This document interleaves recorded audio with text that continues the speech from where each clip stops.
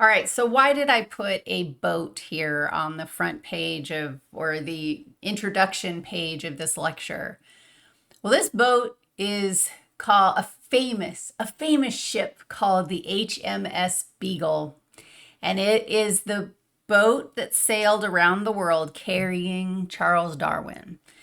Darwin was hired, here he is. He was hired to be a naturalist on this journey of the HMS Beagle.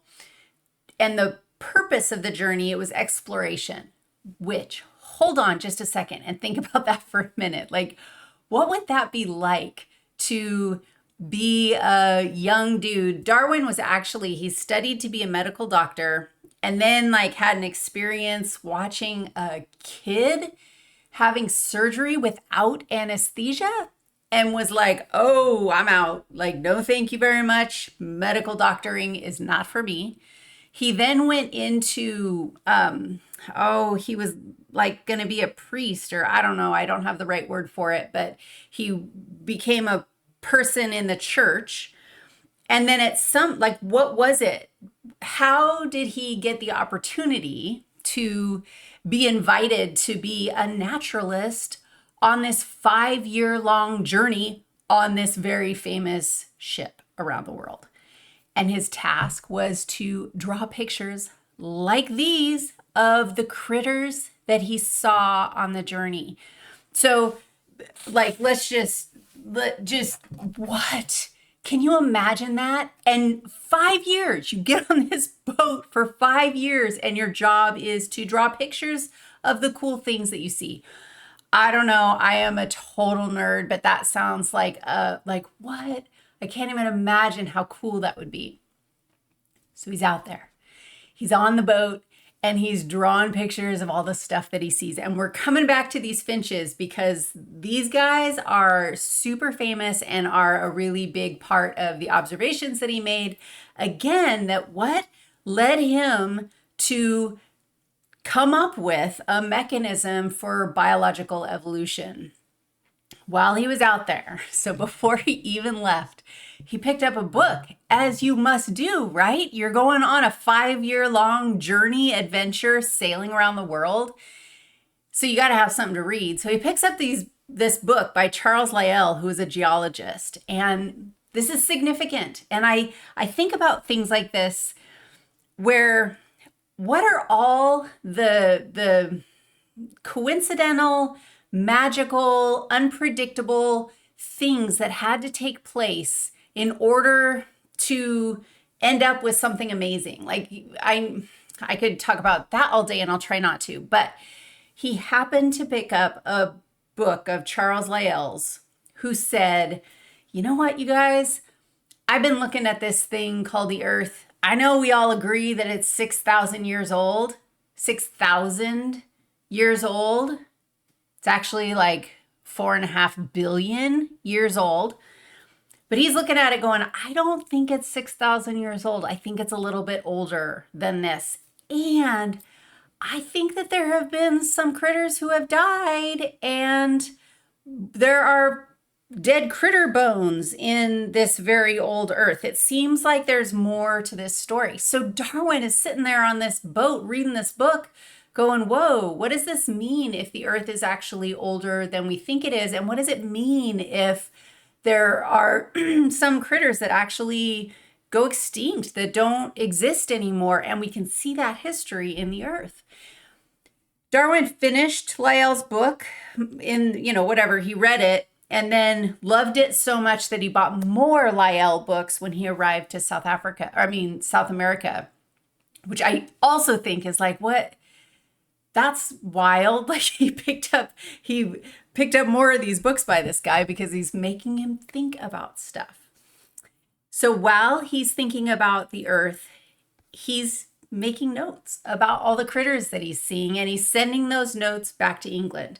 5 years later, he heads back to England and he starts to analyze the information that he has come up with.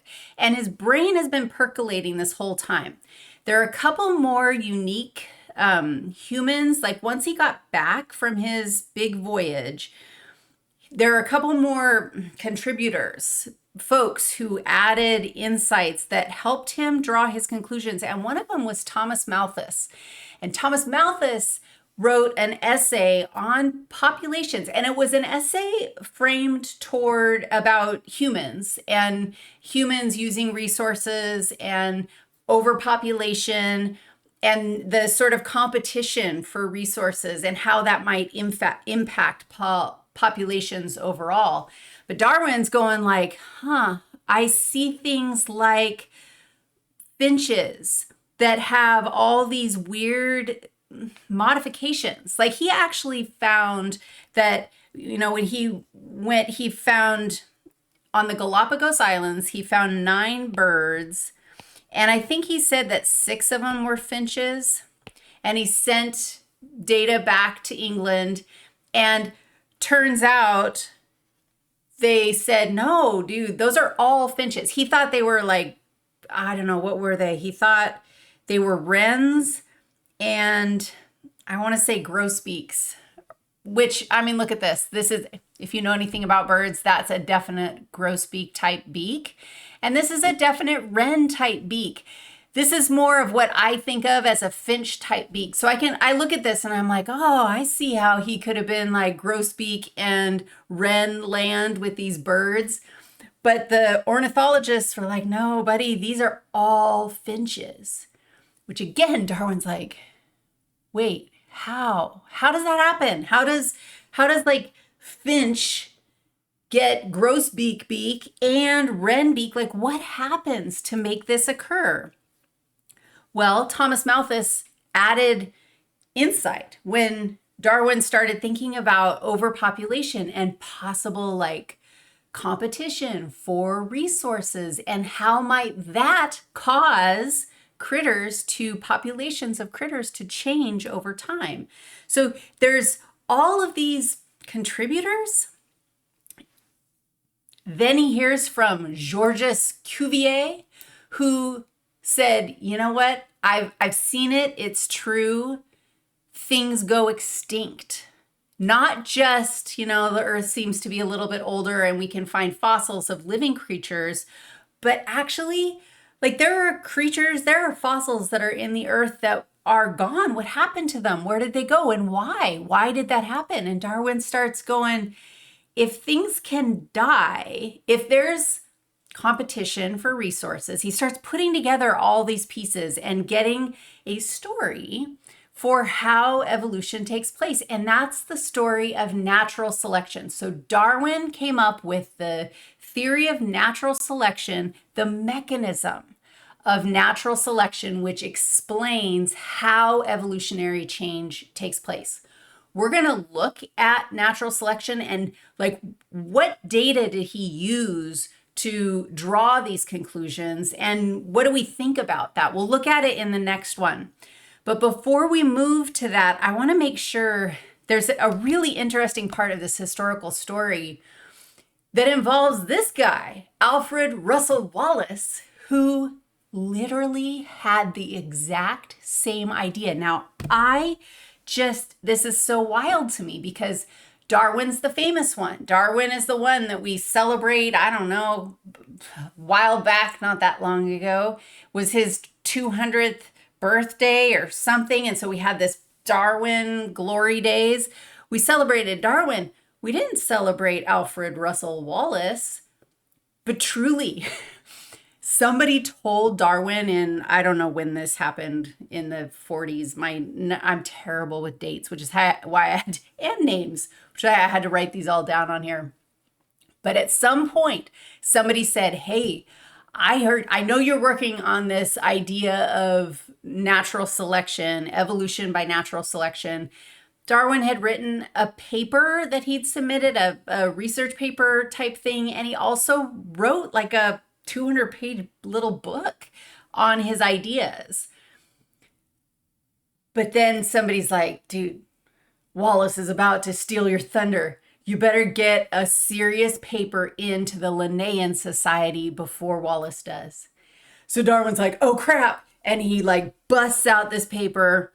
And those two guys right here submit their papers to the Linnaean Society at exactly the same time. Don't you want to know how Darwin got to be the famous one for this? It took him about a year more, and this is significantly after all of his adventures. So he spent his life working on this idea. He spent his life explaining it and percolating on it and refining it and talking to people about it.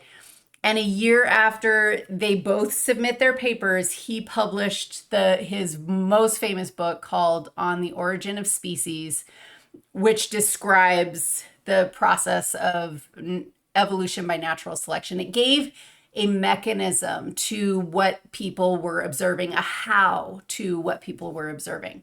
So let's look. Oh, one more thing that I wanted to say. Oh no, I think I'm good.